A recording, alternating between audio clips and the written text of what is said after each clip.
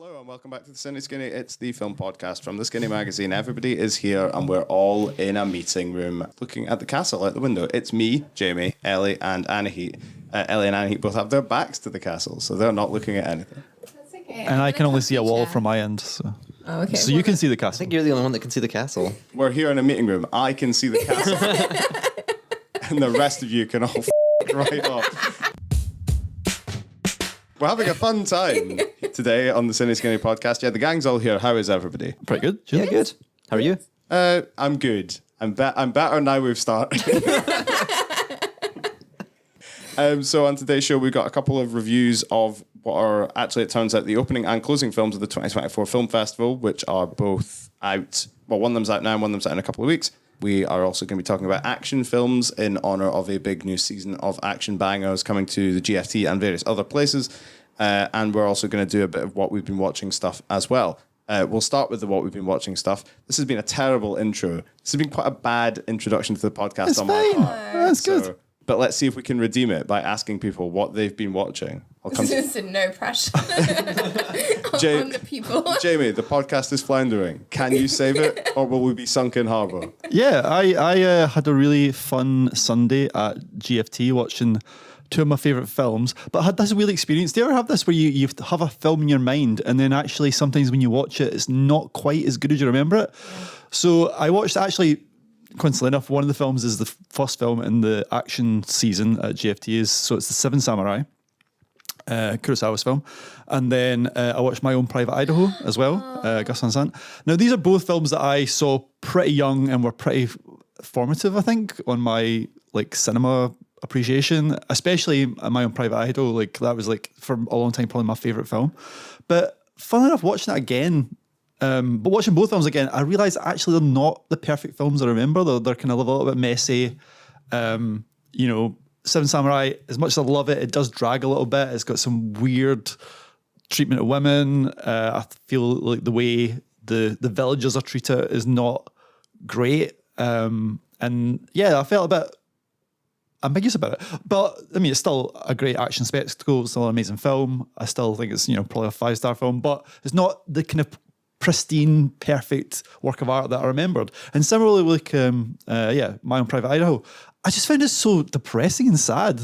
Sad. I don't know, but I didn't remember it being that sad when I watched it. I don't know what happened, but I didn't remember it being so bleak and River Phoenix's character being just so having no hope of happiness. It just So see, I guess it's what happened with queer cinema. It was a lot of kind of bleakness at the time, and I feel like it's probably moved on from then. So this, I can see it as being a kind of seminal moment in American indie cinema, also queer cinema. But yeah, I feel like it wouldn't be made like that anymore. I think if it was that story was getting made now, they'd have found at least some certain moments of joy. It's also based on one of the slightly drearier Shakespeare plays, I would say, the Henry the Fourth, Fifth, that whole cycle. Well, actually, serious plays. Well, weirdly, I kind of, because this is the other side of it, I'd actually seen I'd seen Henry V since then, so I know a bit more about I know a bit more about Henry IV, the Hal story with Falstaff. So I actually understood that kind of big section with Bob a bit more this time. But it's the River Phoenix stuff, which isn't really the Shakespearean stuff, is the really bleak stuff. I know, still a great film, still great to see on the big screen. I'm really happy I saw it, but I went away with it. It's maybe not as perfect as I remember. I think there are some films that are just so dependent on your mood and where you come to them. Because the first time I watched My Own Private Idaho a few years ago, I think I felt the way that you feel now, where it was just a bit dreary and a bit bleak. And I also didn't get the way that the narrative would always hang together. It just felt a little bit scattered. And then the second time I watched it, I just thought it was so beautiful, and sort of that queer heartbreak narrative really came to the forefront and really spoke. So I think there are just some films that, depending on the day you're having or the year you're having, speak to you in a different way, which is actually kind of exciting. That's probably it. But yeah, it was just a funny experience because I was so excited to see them, and then it's I feel maybe I should have just left them in my brain, and there were better films in my head. But then you can also rewatch them one day. True, I might watch them in 20 years and they're better, Yeah. So I think that the podcast is going badly. Jamie's revisited 2 films that he thought he liked and realized he didn't like them as much. Ellie, things are going well. Bring it home. So I feel like this time last year on the podcast, on a What Have You Been Watching, I said Twin Peaks because it was October is like peak Twin Peaks weather. And I'm still watching Twin Peaks. I'm watching it incredibly, like, incrementally with a friend, but we've kind of come full circle where now it's autumnal again, just as we've gotten to the 2017 season, like The Return. So I have some thoughts. The original Twin Peaks, good. When David Lynch fucks off for like 10 episodes and they just make up weird sort of like soap opera shit, it's weird but fun, but obviously not good, but funny. And then the film, I think Fire Walk With Me, I hated. Oh my God, I love that film. Well, I think it's a really good David Lynch film, and I think it's a really bad episode of Twin Peaks, because a huge part of Twin Peaks is like about, it starts with Laura Palmer being dead, right? And it's like the whole point of it is that like everybody in town has something that they know about Laura Palmer, nobody else does, but nobody has the full picture. Nobody truly understood this girl, and we only get to remember her as an audience through the kind of biased recollections of other people, through her diaries, through videotapes. And the film, by explicitly showing her perspective for the 7 days before her death, does kind of like trod on that strange like liminality that her character exists in, and I feel like it just doesn't, like, we obviously already know the answer to the mystery by this point. If you've seen the seasons, then Fire Walk With Me is just telling something you already know. It's just David Lynch doing it in like a very like intensive way, and you know, it's a great film, but I kind of just didn't feel like it really strengthened my feelings about the show. But then I saw The Missing Files, which was like all the cut footage from Fire Walk With Me that was released like 20 years later. And that was so much better because it's like all the little sort of tangential characters throughout the show that have their own little plots, and you kind of get to see how they're getting on before the huge event, the murder of Laura Palmer, that is the catalyst of people bringing up all of their like trauma and all these dirty secrets and stuff like that. And that's the most interesting thing. Well, I say that. The most interesting thing about Fire Walk With Me is like the first 20 minutes where it's like Kyle MacLachlan, Chris Isaac, Kiefer Sutherland, and David Bowie. And they're just like doing a completely different mystery investigation. And like, that's what's most exciting. I love whatever David Lynch thinks cops are. Because, like, in Twin Peaks, right, they're like Kyle MacLachlan plays Special Agent Dale Cooper, who is an FBI agent who, like sort of bizarrely works alone, but he's also, like, this sort of, like, they're like the Knights of the Round Table. Like, each one has their own weird personality quirk. With Dale Cooper, it's his, like, love of, like, the small town. And then with the other guy, the forensics guy who hates everyone and he's incredibly aggro for no reason. David Lynch, as the director, is hard of hearing, so just yells everything. Like, these strange little quirks. And also, like, David Duchovny, it's a weird thing, because in the 90s, it's such a sort of, like, bizarre character quirk that Denise is a trans woman, but it is still one of the ways in which she's distinguished as a character, and also they're like sworn to oaths of like justice and goodness, and it's like, I don't know, they're like Power Rangers, they're not like cops at all. So I could just watch that forever, just them cracking weird cases completely unrelated to Laura Palmer. But then Fire Walk With Me happens, and then 20 minutes later, you're seeing stuff you've already sort of seen. Yeah, I always thought you needed that because, like, the Laura Palmer stuff is so bleak and so dark and so, like, depressing. Yeah, that's the thing as well, is that, like, when she interacts with the person who we will learn actually kills her in Fire Walk With Me, it's like they paint it in such a sinister way because we obviously know who he'll become. But, like, the point of the murder is it's meant to be a shock because you wouldn't have expected it. So there's parts in The Missing Files where they're having really positive, really ordinary interactions. And I'm like, why didn't those make it into the film? Because that's actually what it should be like. So, yeah, that's where I'm at with Twin Peaks. Just started The Return, really enjoying it. That's especially just freaky and weird. And you can see as well that, like, I love all the new different, like, little dimensions that we go into because we kind of go beyond the Black Lodge. And Lynch picks up more techniques than just speaking backwards, like weird camera shaking and, like, this sort of thing where we're randomly cutting to and from the beginning of, like, a scene. It's so hard to describe, but he obviously is just, like, experimenting constantly with like weird little sort of camera techniques and just like throwing them at you in a very overwhelming way. So I don't really know what will come of it because I've only just started, but The Return is good so far. Excellent. Anahi, what have you got for us? I have never seen Twin Peaks, but I am currently watching Dale Cooper in Sex and the City. Yes. He currently can't get it up, which is so funny. Love that storyline. So yeah, like into season 3 of Sex and the City, my little rewatch, which is fun. And then I also watched Chinatown for the first time because the Cameo was showing it. And that was really nice. I thought it was good. I thought that back in the day, we used to light films well, and not everything was dark, which was huge. So it was very bleak, actually. I wasn't expecting it to be that grim, especially the ending, which I don't want to spoil in case someone else also hasn't seen it. But I did think it would be a little bit more of a, like, Anatomy of a Murdery. Like, you know, these ones where it kind of works out a little bit at the end, and the fact that it just, like, kept, like, unraveling. I was like, oh, that's really interesting, but also I wasn't quite prepared for that. But, yeah, thought it was, like, sexy, fun, weird. I liked it. Nice. I've not seen Chinatown either, but I know that it ends with the line, forget it, blank, it's Chinatown. Yeah. Yes, which actually... But it makes no sense. It makes no sense. And also, in the context of what they're meant to forget is such a fucking horrible line. Yeah. Like, I knew that line. And I was like, oh, you're saying it in reference to this? Like, that's so fucked up. Also, but none of it's really set in Chinatown. Like, it's all like a weird... This haunting thing, which also I am a bit like, yeah, there is definitely a kind of racial politics at work in that film that is very, like, you know, that idea of almost that, what is it called? Like, Heart of Darkness-y, the other, like, going into the heart of Africa, going into the heart of Chinatown. It's like, I don't know, man, it's like you people that are fucked up, so I don't know why you have, like, this weird spectre of it. But it was, like, really, like, beautifully made and performed, and you can kind of see, like, the seeds of lots of other things in it. So really glad I watched it, really glad I watched it in a cinema, because I think I would have zoned out otherwise, to be honest. Excellent. Good stuff. I'm still watching The X-Files. It's still pretty good. And I watched Cliffhanger, which could be relevant to our action discussion later.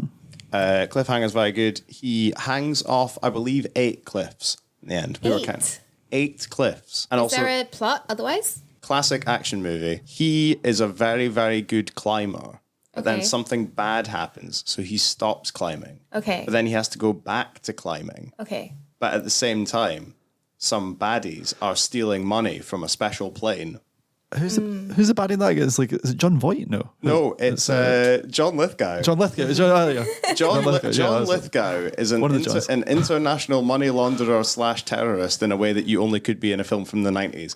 And they've stolen this plane full of money. They try to do a mid-air exchange. It doesn't work. And then they lose the money. So then that's why they need to get Sly Stallone, who's the best damn climber there is, to come. And they lure him there on the premise that someone's stuck up a mountain. It's like, haha, it's money that's stuck up a mountain. Go and get it. And there's lots of people pointing guns at him, and then he does it. But then also they kind of have a bit of like, they fight back, basically. And the boy from Henry, Portrait of a Killer, is his pal. Michael Rockhor, or whatever. That's not right, is it? Michael I'll take your word for it. Michael Rockhor. Yes, Yeah. Michael Rockhor. But yeah, Cliffhanger's all right. It's no Chinatown. It's no Twin Peaks. It's no Private Idaho. All right, first film of this week is The Outrun, which was, as I mentioned earlier, the opening film of the 2024 Edinburgh Film Festival.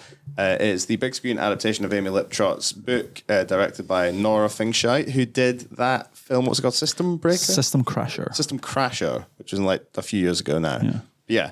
Outrun stars Saoirse Ronan as Rona, who is a young woman from Orkney who is now kind of living and studying like postgrad stuff in London, but she's really struggling with addiction. And eventually she kind of heads back home to the islands in an attempt to get better and, as the kids would say, touch grass. I say eventually, Anahi. The thing about this film is it's kind of a bit non-linear, a bit back and forthy. Yes. Do you think that's effective? And do you have anything else to say about this film, The Outrun? So you can either answer that specific question or just go in a more general direction. It's really up to you. I think it is very effective. I very much appreciated Saoirse Ronan's different levels of hair dye to like anchor us in what kind of part of It's the like timeline. Zendaya in Challengers. Yeah, exactly. It's like, oh, I see where we're at. So that was really helpful. Yeah, this is based on Amy Liptrot's memoir, which was, or is, I suppose, part of a kind of broader trend in Scottish literature in the last decade, which is this idea of like kind of nature memoir, nature writing. And I thought this was actually, I've not read the memoir. I have heard quite mixed things about it, in that I know several people didn't like it, which is quite mixed. And I will say this film did not make me really want to go and read the book. It didn't feel like the narrative of the film in and of itself, to me at least, maybe not for other people, did not feel that compelling. But what I think this film does really well is really visualize a lot of the ideas that are kind of latent in the book around these relationships between like kind of addiction and wilderness and kind of finding like yourself within like nature and like the connection to land and like all of this like really beautiful stuff. The way that it visualizes it is like really fucking beautiful, and made it really, really effective. Saoirse Ronan is so good in this. Like, I think it is a film that hinges on its performances quite a lot, and the way that she shows these like battles with addiction, the way that it's kind of flicking between these timelines, and that kind of sense that you never really like leave that past version of yourself behind, right? Like, it's that thing with sobriety where they're like, you never become sober. Like, every day you wake up and you decide to become sober. And so like the past is never really allowed to become far away from her. Like, she is carrying those like depths of addiction with her, kind of a month sober, 2 months sober, however far sober. Like, it's always going to feel like it was the immediate past. And I think the film does that really well. It conveys like that sense of her just being in the landscape of Orkney really, really well. I think there is a tendency with these kind of memoirs sometimes to do like it was kind of the thing that people said about Cheryl Strayed's Wild, which I actually really love. I especially love the film of that. But that kind of idea of, you know, the linear finding yourself and finding yourself in nature. Nature is this kind of resource from which you can like find your own like identity and your own like motivation and drive and whatever. And I thought what this film did really well is that it's not really about that. It is more about this personal journey that is set against something that is much bigger than her. And she's kind of realizing that there are much bigger scales of things at work rather than her own narrative. And that's almost like what's healing. And I thought it did that really well, the way that it like films Orkney. I think you were talking about it in terms of like the crashing waves, Peter, that was quite reminiscent of Fire of Love in some bits, like that sense of like the sublime. And almost. there's also like a lot of little montages and snippets of like animation and stuff that are very Fire of Lovey as well. And that kind of like diorama, Dorling Kindersley, here's what the earth looks like if you cut it into a quarter kind of vibe. Yeah, which I really loved. And yeah, that kind of the folklore element of it, like with the Selkies and that big fucking dragon that loses teeth. I don't know what the hell it was called. The worm. Stirworm. Yeah, that one. So yeah, just that kind of sense of how do you talk about these like very personal narratives, and especially something like things like addiction, things like grief. They're so striking because they define your entire world, and they're quite solipsistic, really, states of being. And so that experience of it is that it's your entire world, but then there is so much of a bigger world outside of you. And I think this film did really well at kind of conveying that tension at play. So yeah, I liked it. I thought it was really charming and good. I agree. Yeah, I mean, I saw it only a couple of days ago, and I was was aware that it was an adaptation of a memoir, but I wasn't really thinking of it as an adaptation of a memoir, like as I was watching it. I guess because you're right, it's so visual, and there are these little interstitial vignettes where she narrates things like, at one point, like the neuroscience of addiction or Orcadian mythology or something like that. But they are just kind of fleeting and disconnected in the wider scheme of things. And in fact, I thought that it was like just a really enjoyable film as a film. But I was also aware of the fact that, like, you know, I might be a little bit biased because my family are from Orkney, and like I went there. Yeah. How did I not know that? My mum's side of the family are from Orkney, and I went there when I was 10 years old, and I like have done a lot of the things that she did in the film. So like when she like goes to the whole like mythic ring of Brogdar, I was like, yep, I've been there. And when she sees like the seals, I'm like, yeah, I know that guy. Like, Crazy. I love it when they cast locals as extras, you know? But like that said, it's not like tourism fodder, right? It's like, it's a very multifaceted depiction of Orkney in the sense that like, it's characterized as like a very deeply isolated and very like tempestuous other world. Out of all the sort of vignettes that she did that I was talking about, like the one that I remember the best is that when she kind of like lays it out geographically and says that Britain is an island off of Europe, Orkney is an island off of Scotland, Westray is an island off of Orkney, and Papa is an island off of Westray. And it just goes to show that like Scotland's archipelagos are like uniquely remote, and the film does try and show how it can be in equal parts a prison and a paradise, because she's sort of reluctant to be there to begin with. But it does that thing that I really like where in storytelling in general, where the setting is just another character. So again, it was like you're saying, Annie, it's like, it's not that nature is just this place you go to heal and you extract like healing from nature, but rather like the way that they explore addiction in the film is quite meaningful, because she just goes to her doctor and asks them to lock her up, and she just wants her boyfriend to save her, and she sort of seeks these relationships to repair her. But a thing that everybody forgets is that like we as individuals all have our own relationship with nature, and like any relationship, you can neglect it or completely abandon it. But if you throw yourself into it and like really commit to it, it can reveal things about yourself. So yeah, like I really enjoyed it for that reason. But there was also like a lot of sentiment for me particularly. But between that and like Saoirse Ronan's performance, yeah, like there was a lot that I enjoyed. I also really like the sound design and how like throughout the entire film, there's a use of this sort of like low frequency hum that keeps appearing. And she sometimes talks about that. She sometimes suggests that that could be like the waves trapped in underground caverns beneath the islands or something like that. Or, you know, the roar of the Stoorworm or something like that. But it sort of extends beyond that, because you can actually hear it in these scenes in London where it feels like a ship groaning underfoot as the camera sort of sways to give this sense of drunkenness, and how as the film sort of unfolds, that becomes more subtle and she becomes kind of more, she matches the sort of resonance of this natural world, and it ends with this like very strong sense, this like very literal visual sense of like symphony, which is probably like something that I will be thinking about for quite a while. I think that it'll be probably in one of my top 10 films of the year. Oh, yeah, that's so nice. Stuff. I mean, the thing, Jamie, we talked about this straight after we saw this back in August.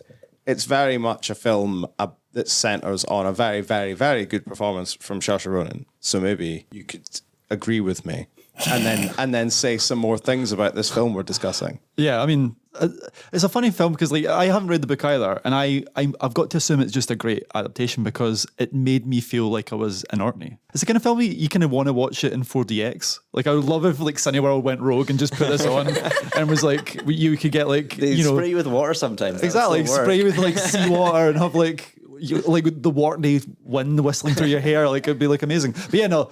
So like it has the scenery of Orkney going for it. Like I think it captures it really well. I feel like I've been to Orkney, even though I've not been to Orkney. I feel like I got a sense of its rhythms and like like the cadence of the place, and like it takes place over like a whole year as well. So you get the sense of the seasons changing, and it was filmed over like a whole year. So like they would go back again and again and like film in the spring, and it was like a bit calmer, and go back in winter. So you get the sense of the like time passing really well. Like the atmosphere is amazing. But yeah, in terms of plot, it doesn't really have a plot. Like, and it almost has no characters. Like there are. There's like the ex-boyfriend who we see in the scenes in London, who's very kind of, the scenes are quite effective, but we don't really get to know much about that relationship. We don't really get to know that much about our relationship with our parents. It's very kind of like minimal, we know like her mother's this kind of born again Christian who is praying for her, which annoys the hell out of Rona, Saoirse Ronan's character. Like I love her spikiness. I love like actually it's a character who's actually kind of not likable. She's kind of brittle and sort of like annoyed all the time, and like she has these kind of tense relationships with everyone, and then her father, she's like worried that she's inherited his kind of is he bipolar? He's bipolar, yeah. And he thinks he can control the weather, and there's like great scenes of her like she's like Storm from X-Men. She's like controlling these winds of Orkney, and there's this sense that she feels that maybe she's inherited that, and she feels a kind of drift from her family, but it's as the film goes on, she gets more and more adrift, as Ellie's saying. She goes to these further and further islands, and it just becomes like her in nature. But I think it is, Saoirse Ronan's performance is so compelling, you just cannot take your eyes off her. Just her listening to music on the beach, or like hanging out in her little cabin. Is very watchable. And the tension in the film is. Like I said, there's no plot, no real drama. The drama's all inside. It's like, will she succumb to alcohol? There's like some of the tensest scenes are her just going to the shops, and she'll get her shopping, and then she'll go to the counter, and then she's chatting to the guy, and then behind him you can see the rows of booze, and like, will she today buy vodka? You know, and you know she wants to, and it's just like, it's all just in her face. It's just a great performance. And I actually like the way the film is kind of structured as well. Like, I don't know if the book's structured like this, but like the kind of back and forth I thought worked really well. I think because part of the reason is because like alcoholism on screen is quite cliched now, and like the things we see is kind of cliched. You know, it's like her getting thrown out of the bar, or hiding alcohol around the house, or like coming home soaking wet because she's like fallen in the canal, but just like brushing it off, just says it was an accident. And that would have maybe felt cliche if it wasn't paired with like the stuff in Orkney, which I think is what you don't really see in movies. It's harder to talk about recovering from alcohol. It's harder to like discuss like the isolation of it, the boredom of it, the feeling that you can't be. I think she said at one point she can't have any fun without alcohol. She can't be a real person without alcohol. You get that feeling she's like uncomfortable in her own skin, and it's a journey of like becoming more comfortable, like learning to like, you know, embrace nature, or, you know, embrace music without being drunk all the time. There's like moments of comedy in the film as well. Like, I love like some of her interactions. There's a great scene early on where she meets, she's basically just desperate for pals. She's on Orkney alone, and she tries to like just meet this guy on the street, and like basically she wants to tag along with him to the pub, but she's just too awkward to like ask, and it's like a lovely scene. Or like when she like starts a new job, meets these new people. It's like a film about awkwardness, and like but she's kind of a geek as well. She's like a academic who's into like seaweed and like birds, like this corn crack that she's trying to find. Like, those scenes are kind of very charming as well. So it's a film with like a lot going on, but like essentially no plot. So it's very just a hangout film where you hang out with this person who's going through a lot, and watching them slowly sort of, I don't know, almost accept themselves and like be happy just to be sober, which is like, the thing is, it's not a kind of film really about alcoholism. It's about one person's journey. I wouldn't say it's like a universal story at all. It's like a very kind of singular story about a singular person's journey, you know. But I enjoyed taking it with her, I think. Yeah, it's your classic recovery story of the academic who loves both techno, extremely loud techno, and seabirds and marine biology. A tale as old as time. So the Outrun is out now, and it's very good, so you should go and see it. But can you put a number on how good the Outrun is? Yes. And Who are they? I don't know, but they seem really excited for the letterbox scores. Yeah, they really do. They're raring. Right, so I'll come to you first, Ellie. A score out of 5. 4. 4. Jamie? I would say 4 as well. If I was going to give a criticism, I'd say the film could be shorter, because, like I say, it doesn't really have a plot. It kind of like goes along, so actually you could take like quite a bit out of it, and you'd get the same idea. Anahi? I would say 3.5, but a really solid 3.5. Like, we're not getting into this again. No, I'm not doing this nonsense. I'm It's just more like saying, a 3.58. no, a 3.5, but complimentary. Okay, 3.5 positive. Yes. 3.5 with a thumbs up. Yeah. Cool. I think it's a 4. I liked it. I thought it was very good. And I think it probably averages out to a 4 as well. So we all enjoyed it. You should go and see it. It's called The Outrun, and it's very good. Thumbs up. Okay, and our second film of the week was the closing film of the 2024 Edinburgh Film Festival. It is Since Yesterday, The Untold Story of Scotland's Girl Bands. It is a long-in-the-works look at the hitherto unsung girl bands of the title. They're from Scotland. They are unsung. They are girl bands. That's really quite straightforward. We're looking back at Scottish bands, all women Scottish bands from the 70s, 80s, 90s, and beyond in this documentary directed by Blair Young and Carla J. Easton, off of her own solo stuff and her work with Teen Canteen, which is like one of the kind of framing devices for this film, which is a mixture of archive footage, animation, and interviews to tell the stories of bands like Long Leg, Sophisticated Boom Booms, Strawberry Switchblade, The Hedrons, and many others who, shamefully, for somebody who works at a Scottish magazine that predominantly deals with music and other things of this nature, many of whom, Jamie, I hadn't heard of before we watched this film. So I learned a lot. But what did you learn? And did you think the film was good? I did learn a lot, and This is like direct questioning today. I think it's because I've got this like 1970s like Terry Wogan style microphone. Yes, It's giving me a very kind and of the chair. yeah. It's giving me a kind of like in like a TV game show when they like work their way down the line of contestants and they're like, and what do you do? Yeah. Oh, I work in a butcher's. And what's that like? I wasn't expecting a follow up, but yeah. Since yesterday, what do you think? yeah. Well, can I make a confession? Always. I think music docs can be one of the most tedious genres of Oh yeah. film. Who's arguing?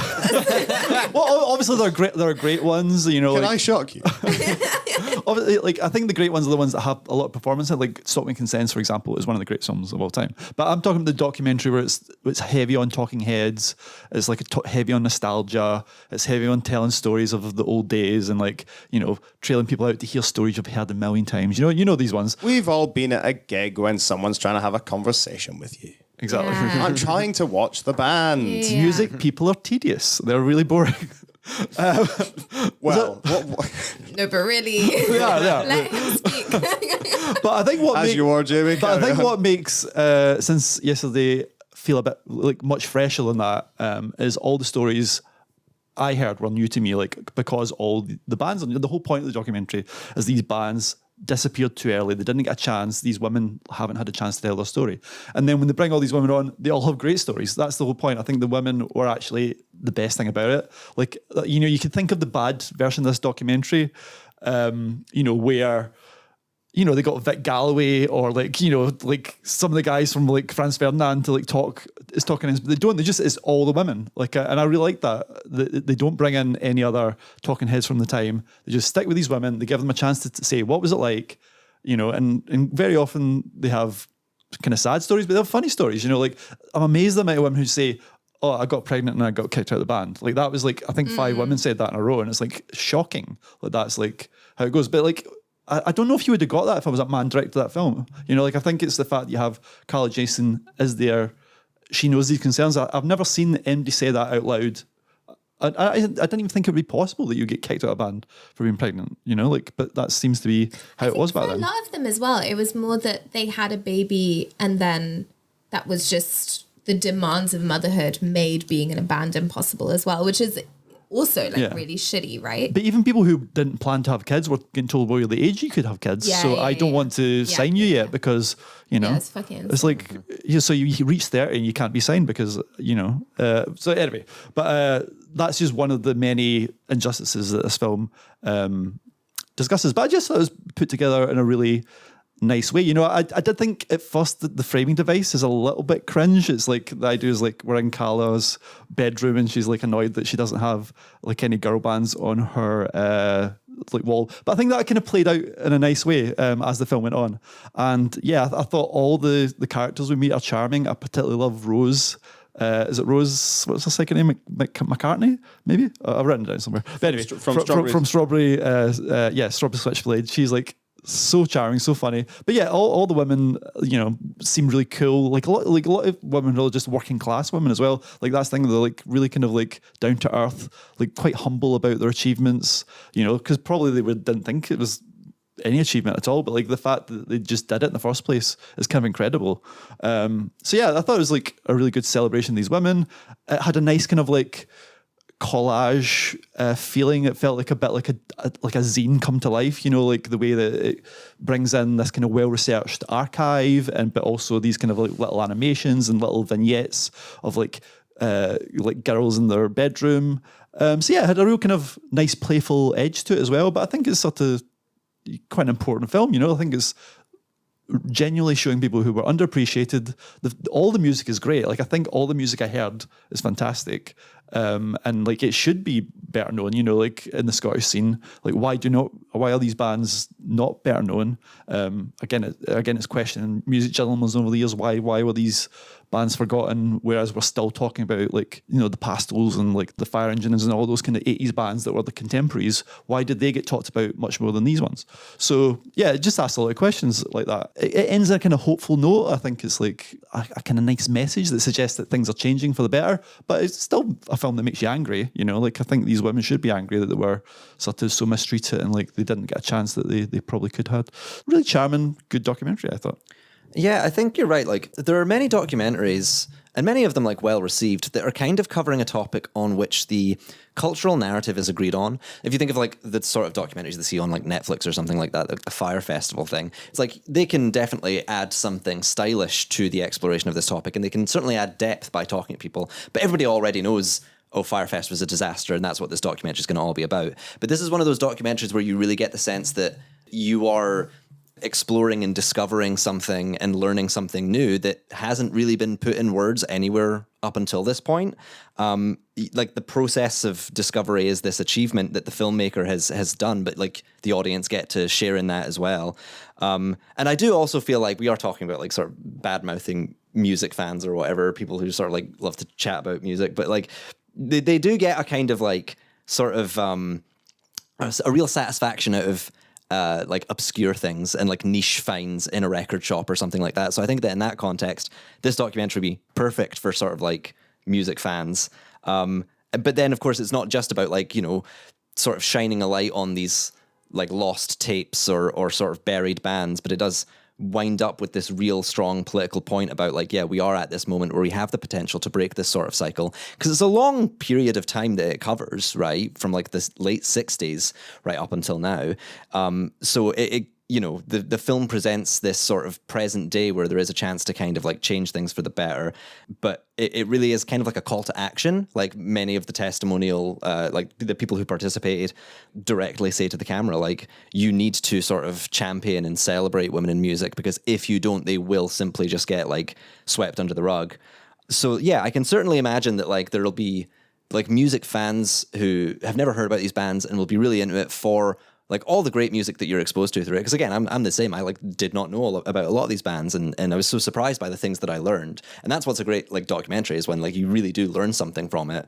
But I do feel like it does also set up, you know, kind of like a great political point where you get the idea that people's minds might be changed. So it is that thing where like, yeah, like documentaries are a really tricky medium to work in, because you do have the question of how do you approach it from like a filmmaking point of view? What will the framing device be? How will you kind of like, you know, move things along visually? And what they went with was this sort of like very small scale, very kind of like humble child's bedroom. And I can see how maybe not everybody would enjoy that, but I do feel like as a documentary and like bringing awareness to an issue and like, you know, giving people their due, yeah, I feel like it's a really good one, really well researched and really well put together. Nice. Anahit, you're technically in this film for a very brief period of time. Star of this film. So as both the star of this film and, as we can see from the footage, a music fan yourself, are you able to maintain your impartiality and tell us what you thought of this film? Yes, I will try. It's actually so funny because that was filmed at the only amplifier I've ever been to, which is actually quite bad. But I was genuinely clapping. I had such a nice time with the amplifier. Like a stage clap. And he's always on. Like cameras a on. plant. Yeah, I did enjoy this film. I think as a work of cinema and as a work of documentary, it does feel quite like by the book, which is like effective, but not that sort of challenging, I suppose. There's like a lot of talking heads, by which I mean the format, not the band. Imagine if the band were in this, that would slap. But like a lot of kind of talking headsy people, like interviews, which are like really charming and really lovely. But like the kind of structure of it as a film feels pretty sort of rote. I found the framing device with the little kids like sweet, but I did find it a little saccharine, but like that's okay. But like, you know, there are these bits of it that I was like, this feels very sincere and very earnest, but as a work of cinema with a capital C is, for me, not that exciting. I think what actually made me feel like really sentimental about this film was like hearing the story about all of these bands. And this is going to sound quite, not like narcissistic, but I suppose just like quite maybe insider baseball. But hearing the story of all of these bands and being like, oh, they're people that we would cover. Right? Like these are the people that you would like program probably on the Kelvin stage, or that would like Tal would do like a spotlight on them.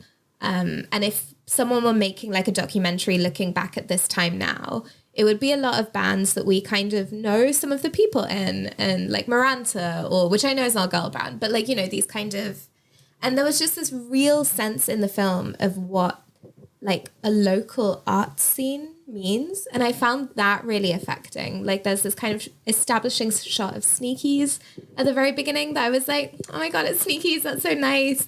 And yeah, that kind of sense of like, it's a film about girl bands, but it's also a film about, I think, the Scottish art scene and the Scottish music scene and the ways that is can be exclusionary and can have all of like this baggage that comes with it. Like, I'm not trying to deny that.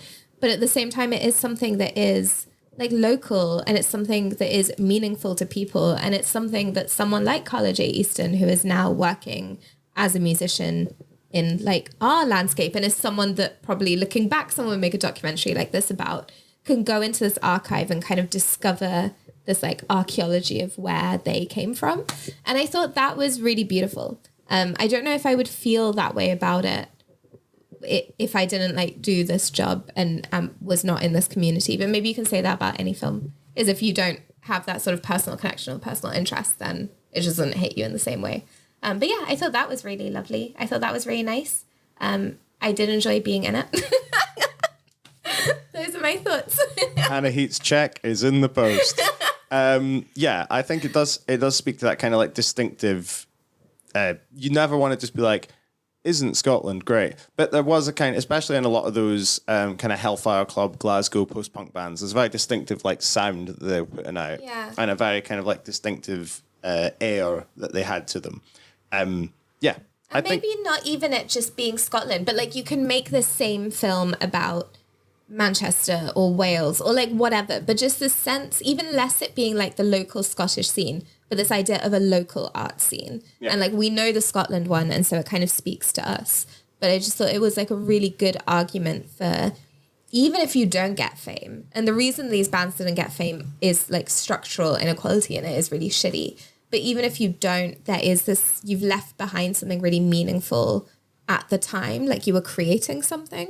And I just thought that was, yeah, really nice. Yeah, so Since Yesterday is out on the 18th of October, and it's having a kind of like weird sort of tour around Scotland. So it's got a week at the GFT from the 18th to the 25th of October. It's doing a bunch of venues across the north of Scotland, I think both sides, in the week of the 18th. And then there's screenings at the McRobert in Stirling on the 4th of November and the DCA in Dundee on the 9th. And I believe also like some of the bands are like reforming as well. Like, so like Sophisticated Boom Boom are reforming to play like the headline slot of that opening night in Glasgow. Is that the Nice and Sleazy one? Yeah, Sophisticated No, Boom Boom. It's at Mono. Mono. Yeah. Oh, okay. So Sophisticated Boom Boom are playing the Glasgow kind of premiere of it. I think that, was it Long Leg who played at The opening. the Edinburgh opening? And the headruns as well. Yeah. So yeah, it's nice that these bands might get a little boost from this and like get a few performances. They're bringing back is it one of the McKinley sisters who like played with the Beatles is going to be at Mono? Like how like cool is that? Like I think that's amazing that that this person who like literally played at Wembley with the Beatles and like then like was forgotten is now getting a chance to like show her chops and like get to perform. I think that's awful. Yeah, no, loads of people get to play Wembley Arena, but it's a very rare soul who gets to play Mono. Sorry to Mono. I like Mono. I don't know why I'm being such a shithead. Letterbox scores. Jamie, what do you think? Yeah, I thought it was so charming. I thought actually, considering they probably didn't have a lot of archive material because they like literally it was all lost. I think they assembled quite a lot and they put together really well. So I'm going to say probably 3.5. Like high 3.5. I'm gonna maybe if I was 3.75. I don't know. 3.5 with a smile and 2 thumbs up. Yeah. Ellie, what did you think? Yeah, I kind of thought it was a 3.5, but I won't say a high 3.5. I'll just say a 4. It's a 4. I liked it. I think actually, okay, I'm going to move up to a 4 as well. Just for the political fire of it. I feel like actually there's a bit of fire in its belly. Like it is like, I'm maybe saying it's like nice. It's actually, there's a bit of fire there as well. I think the political stance of like the fact these women were screwed over makes it a 4. Annie?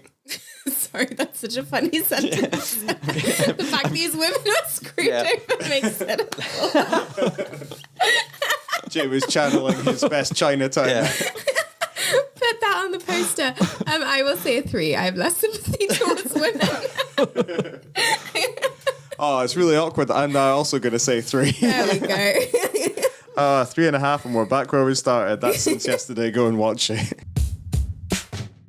Okay, moving on from tales of powerful women being screwed over by the mores of the music industry to films about people being punched a lot and thrown downstairs and things of this nature. There is a new season called Art of Action, which is a nationwide BFI thing, which is a celebration of real action choreography.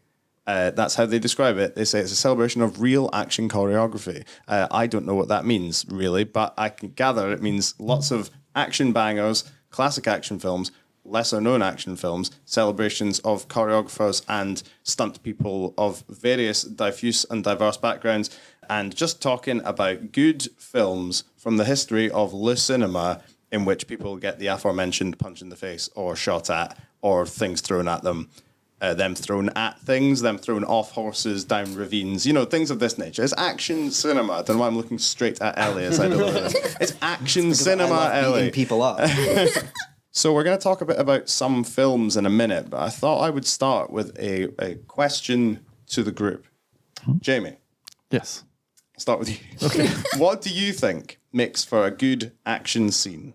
Oh, that's a good question. Well, I mean, I Thank think the fact that these films are all there's a very notable no kind of films that have relied on special effects. So I think a big part of it is practical effects, like the fact that I feel like real people are doing real things, like shot in a way where I can see the bodies in motion. I hate like the kind of Michael Bay style cutting everything up.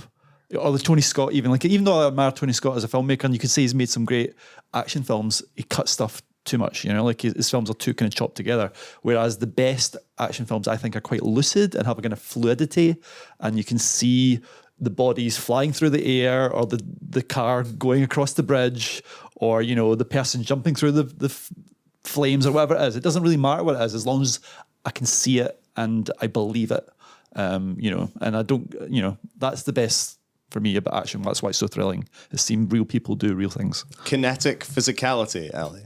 What do you think? Do you agree with this? I or do you have completely something agree. else? No, this is actually my exact same rhetoric. The way that I always sort of explain it is it's sort of in like the most broadest sense. Like if you watch one of the new Star Wars films and you see like the finale of a Star Wars film is always like the lightsaber duel, right? So in the new Star Wars films with like Adam Driver and such, it'll be like a shot of like someone's boot hitting the ground as they run forward, and then a super close up of the lightsaber handle, and then a close up of their face as they raise it up, and then like a close up of and it's like all close up. It's all like shot. It's all cut up very, very frenetically. Whereas like the old sort of Star Wars fights, you had like a long wide shot where you saw a huge set and you saw all the detail that went into the set, and you would see as well like these just two actors who had choreographed the scene out themselves. Maybe there would be a stunt actor, sure, but oftentimes it was just the actors themselves, and you just kind of got to see them struggle. You got to see them act. You got to see them kind of like have this dynamic between them because it was all contained in one shot and it was all real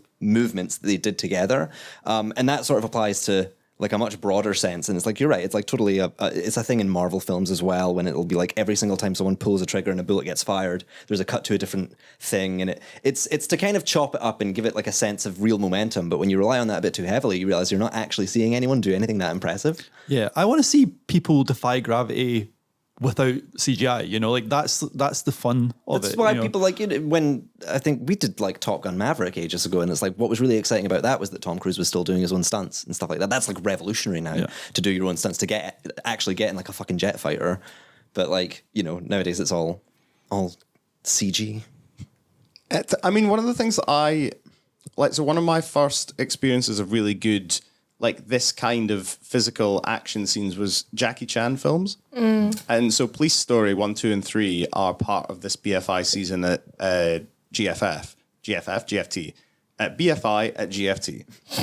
PS 1, 2, 3 with JC, not Jesus Christ, Jackie Chan.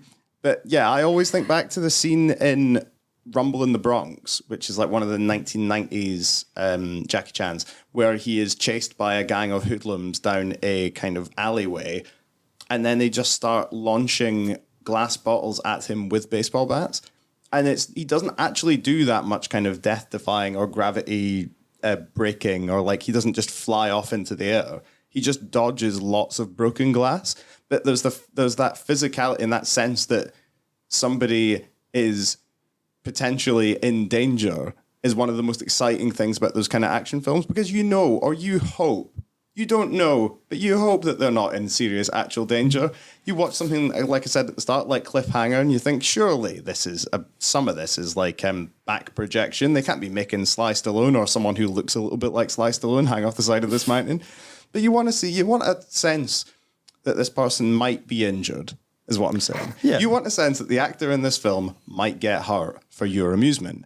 It's why people like professional wrestling, or they want to see somebody like dive off a high board, or why they want to see David Blaine put himself in a Perspex box for 42 days. He might get hurt, and that could be interesting. I don't think it needs to be real though, because like, for example, a great action scene, I think like Hitchcock did lots of great action scenes, like, you know, in North by Northwest. I don't really believe they're on Mount Rushmore. You know, it's probably a fake Mount Rushmore, but it's the way it's shot. You can see Cary Grant is like doing something. It's not like cut to death. It's not like a CGI animated Cary Grant, you know. It's like we can see them hanging off, and yeah, of course that he's not really hanging off Mount Rushmore, but you know, you can, you know, it's not that. It's something about the physicality of it. As an actor, he's still doing stuff.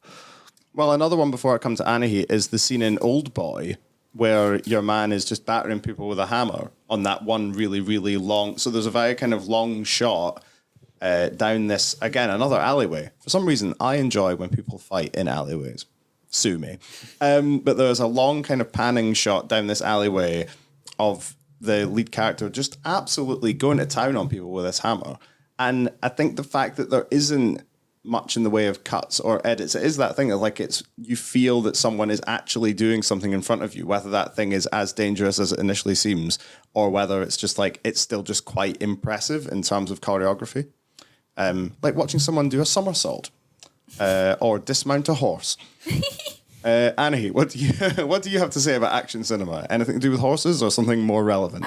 Something to do with choreography. Excellent. I think, like, for me, like, thinking about that question, it is like this stuff should feel almost like a dance. There should be like a real choreography to it and a real sense of kind of movement and like shifts in power in the way that there is with a dance. I think a lot of what Guillermo del Toro said about Pacific Rim, which I will never stop bringing up. But that one scene where they're like doing the, like, it's not like an actual fight, but they're doing like that kind of fight thing to figure out who it is, like competition almost. And he said that he filmed it like a sex scene. And I think that relationship between like intimacy and action is also really interesting because, like he was saying, Jamie, this is stuff to do with physicality and people's bodies. And so, yeah, anything that kind of edges it closer towards actually quite like feminine ideas of, yeah, like dance, of intimacy, of sexuality, I find really interesting. I also think, for me, it needs to be funny. So, like, the best kind of action, I think, is the one where it's also kind of quite tied to, like, verbal, like, repartee. That's also, like, part of it. So my favorite kind of action things are, like, the Indiana Joneses. Even, like, with Jackie Chan, things like Rush Hour, things where the action forms almost part of, it's, like, being inherited from that almost, like, silent film tradition of Charlie Chaplin, Buster Keaton. So, yeah, just this sense of, like, tension in whatever way, but not in, like, a serious way, like in... Yeah. I hadn't really thought about that. Like, one of the things that I actually... like really liked without realizing about the newest Batman, the one with Robert Pattinson, was that like I without realizing it had become so sick of like, you kind of like John Wick obviously kind of started really strong, but I think that it just kind of got a bit tiring the more it got exaggerated. Whereas in Robert Pattinson's Batman, he's not meant to be like a fucking ninja, right? Like he's not absolutely amazing and just battering everybody. That's not what's impressive about him. What's impressive about him is that he gets punched 1,000,000 times and it looks really brutal and he just keeps going. Yeah. And it's like, weirdly, that's cooler and sexier to like, I don't know, get like hit in the stomach with the barrel of a shotgun. Yeah, it's the give and take of it is what is interesting. Because compare that to like the whole like, is it Vin Diesel? Vin Diesel who like refuses to be punched more times than he punches people in a film. Really? And because he like men are crazy. Supposedly because he's a fan of like he's into D&D, he apparently like comes up with a scoring system where it's like if he gets punched he has to like kick someone that's worth 5 punches or something like that. And it's like, whereas I don't know, if If you're like a little freak like Robert Pattinson who's like, nah, fuck me up, then it's like, that's way more exciting. We've spoken about people saying fuck me up. We've spoken about saying how men are weird. Is it time to talk about the homoeroticism of a lot of action cinema? And I think also there is like something, because we talked about this beforehand, there's something, and John Wick is a good example, that like action cinema is often incredibly camp. You can't say that a man being thrown down the longest staircase in the world is to be taken deadly seriously. Yeah, exactly. And someone tried to shush me when I laughed at that scene in the cinema. It's like, this is clearly funny. No, it's objectively funny. Yeah, don't be a nerd about it. I'm thinking also of like part of the Glasgow film season is The Adventures of Robin Hood, the 38, isn't I think 38? 37, 38 one, which is so camp. Like it's just such a like silly gay little film. And that's what I love about it. There's actually this incredible essay that Shunlin wrote, friend of the podcast, skinny writer Shunlin, for the Edinburgh Film Festival last year. They wrote put out like a book, and they were looking at sort of like queer memoir, almost like what film is your queer memoir? And they interviewed the Skinny's theatre editor Roe, and they were talking about The Adventures of Robin Hood, and they were like, yeah, that was my that's the gender I want moment. And it's so good. And yeah, there is something that is just like quite queer and quite camp and quite silly about these films, and that is as it should be. And the fact that they've now become so associated with masculinity is very interesting to me, because they're not. If you're trying to tell me that Chow Yun-fat sliding down a tea shop staircase while doves fly through the air, and I believe he's in a Hawaiian shirt in that opening scene in Hard Boiled, does not play the clarinet immediately before going to bust up this like drugs ring, and he goes sliding down a banister waving two guns in the air. If you're trying to tell me that I'm supposed to take this as a deadly serious piece of like a treatise on masculinity, then you, John Woo, are absolutely at it. Jamie, do you want to talk about the reason that all these films have been brought together, arguably, and one of the most yearning entries in the action canon, Point Break, which is getting a 4K restoration and getting like a national re-release. That's the tent pole around which this tent of death has been constructed. Yeah, this is a film I've seen so many times, but I've never seen it on the big screen, because like it was so hard to get on the big screen for ages. Is like, I think it was is it Sophie Brown, the journalist who was like trying to screen it for ages, and she wrote this great piece in Sight and Sound about how the rights got lost. So she went to 20th Century Fox and they said, oh, actually, we forgot to renew it. So like, we don't have it anymore. It must be the original company that made it. And then that original company got lost in some sort of tax avoidance scam. So it was like floating around in limbo for ages. So like I think tax avoidance scam is just on the right line of legally fine. Jamie, carry on. They don't exist anymore. Who's going to sue us? Like, they're gone. It's a good point, as you are. But like, so the film has just been in limbo for ages. She couldn't screen it, and it's like it's a really good piece about her kind of like trying to screen it. But obviously now they've found the rights, I presume, because they're going to show it across the whole of the country. And I cannot wait to see it in the big screen. Showing the cameo as well, I think. It's just getting a wide release. Yeah. So it's getting a big restoration. It's going to be screening at most of the places that are doing this kind of season, which is part of like the BFI's like film audience network thing. But it's just going to be like a wide re-release via the BFI. Yeah. And it's a film with like so many great scenes, and you're talking about great scenes. I think one of the greatest of all time is the great chase scene on foot. Keanu Reeves as Johnny Utah chasing down Patrick Swayze as Bodhi.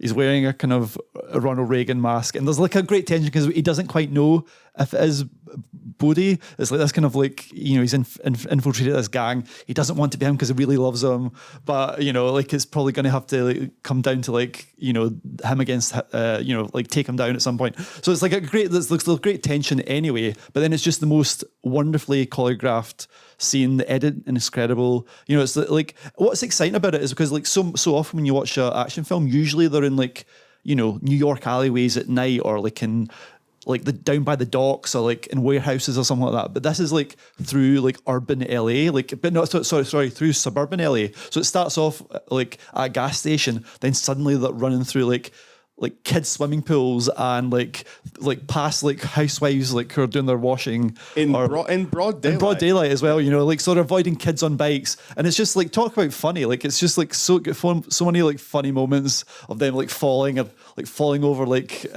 just like domestic items, or like he throws like a dog arm at one point. It's just like full of all these kind of great points. And it's a great chase scene because usually the chase scene is from the chaser's point of view. Usually the good guy is the chaser, or maybe the good guy's being chased by the baddie. And usually we have one person to root for. But the great thing about this chase scene is it totally switches constantly between the points of view.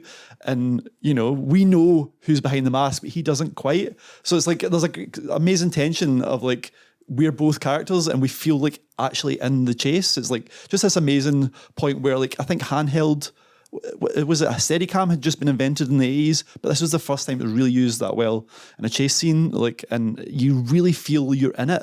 And I can't think of a film before this that made me feel like I'm so much part of the chase. And that's kind of why it remains so vivid. And then obviously it's got the great ending. If we're going to talk about homoerotic moments of the cinema, you know, Johnny Utah breaking his leg and then shooting into the air as Bodhi escapes over the fence is just like one of the and that bit where he's like, "You want me so bad." It's so good, you know. And like, you know, crazy. Is this it? Can I read out my meme? Yeah, go for it. We've had a good day. So I made no notes on this episode, but I did find this meme, which I think speaks exactly to the vibe of Point Break, which is, "Oh, sex, actually, can you just beat me up homoerotically so I can go home and jerk off about it later?" Which is that film? that is Point Break. Yeah. That is Point Break. And you can experience that in 4K. No 4DX, unfortunately, but more's the pity. The BFI's budgets clearly don't stretch that far. So, this season of Art of Action stuff, I'll just quickly run you through some interesting things that are in it. So, there's a sort of like sub-season of this called She Packs a Punch, which is at GFT, and it's programmed by Invisible Women and Tape Collective. They've got 2 Mexican female luchador action films. One of them is called The Panther Women. It's about 2 female wrestlers who have to fight a satanic cult of werepanthers. And a film called The Batwoman, which is about a female wrestler / crime fighter, modeled after Batman. Both of those synopses fuck. I'm so down for both of them. Oh yeah, no, we'll be partying. So they're on the 5th and the 19th of October. The GFT, as part of the wider thing, have, as I mentioned before, Police Story 1, 2, and 3, Safety Last, remind me of some of the details of Safety Last. It's Harold Lloyd. Yeah, it's a Harold Lloyd silent film, which is really interesting. It's one of the ones that I noticed, because I've been wanting to get into silent films for a while. I know I'm a bit late to the game by about 100 years, but like, it's like, it didn't really seem like an action film, because there's no like fight in it, really. I mean, there's fights in the sense that you get fights in like the Three Stooges or whatever, where like somebody's like carrying a ladder and swings around and knocks someone on their arse. But it's an action film only in the sense that like, yeah, there is that real sense of like peril because, well, you couldn't really tell a story with words back in the silent era. You had to do it so physically. Yeah. If you want to see someone very nearly badly injure themselves, Safety Last. I looked up, apparently in the film he'd done right before Safety Last, Harold Lloyd lost a thumb and forefinger in the process of making a film. So it very much is like last episode we were talking about The Fall with like the complete peril that silent film stuntmen went through. And it's like, oh wow, that was real. Also like I think like Safety Last is obviously super famous because that scene is famous, or that image of him hanging off the clock face is famous. But I don't think the film's that famous. Like I think it's that, you know, he's like the George Harrison to like Charlie Chaplin's Paul McCartney and Buster Keaton's like John Lennon. You know, he's like, so it's good they've chosen that over like say The General or something, which is a bit more well seen. So yeah, I'm very happy with that. So good stuff. Justice for Harold Lloyd, 100 years and 2 fingers too late. The Robin Hood, which Anna Heat mentioned earlier. Run Lola Run, very, very good German film from the 2000s, I believe. Late 90s. Yeah, late 90s, I would say. Yeah. Yes, Madam, which is Michelle Yeoh and Cynthia Rothrock. I still want to see this. It looks amazing. So we got that. It's gone straight to the top of Jamie's list. And, of course, the 4K restoration of Point Break.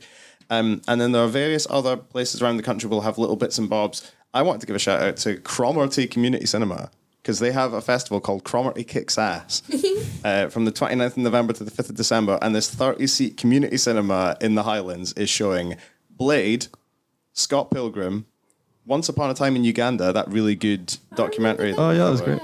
Polite Society, Ghost Dog, Way of the Samurai, The Raid, and Police Story. Oh man, that's banging. This is lineup. truly legendary behaviour by the people of Cromarty. Good job, lads. Yeah, you can also do all of Police Story, which is I've never seen Police Story, so you can do Police Story 1, 2, and 3. Yes, that is at the GFT. The GFT have got all three of them, and I think because they're kind of doing the rounds, they might pop up in various other places as well. There's more of this to be announced as well, because it runs all the way through until December, I think, in various places up and down this haunted island that we call Great Britain. And on that somewhat maudlin note, after all the discussions of homoeroticism and throwing people through windows, it's time for the end of the Cineskinny podcast. So not forever. Funny way to break it to us there. Yeah, once Anahit read that meme out, we were for sure not going to That's make it very next much episode. David Bowie in the talking about music documentaries. David Bowie and the Ziggy. Is that not how he announced the band was breaking up? No, was that Janish? Sorry, guys. We're over. We're not music people, Jamie. That's the lore of this podcast. Despite some of us being caught on film as such, we don't like music, Brandy. You go to one gig. Paying for it for the rest of your life. So thank you, Jamie. Cheers, Peter. Thanks, Ellie. Thank you. Thank you, Anahit. Thank you. We'll be back in 2 weeks. I'm probably going to be on holiday because it's my birthday next time I think we're we're recording. back in 3 weeks. Are we back in 3 weeks? I thought we were back in 2 weeks. We're back on the 15th, or we're not? Then we're taking a 3-week break after that. Oh, yes. Okay. Oh, in that case, I will not be here. Okay. You might have a podcast in 2 weeks, maybe a fairly a small scale one, but we'll see. I mean, we won't. We'll both be away. Yeah. Hey. Oh, it'll just be you two. We'll get in some ringers. It'll be fine. Okay. Bye, everybody. Bye. Bye.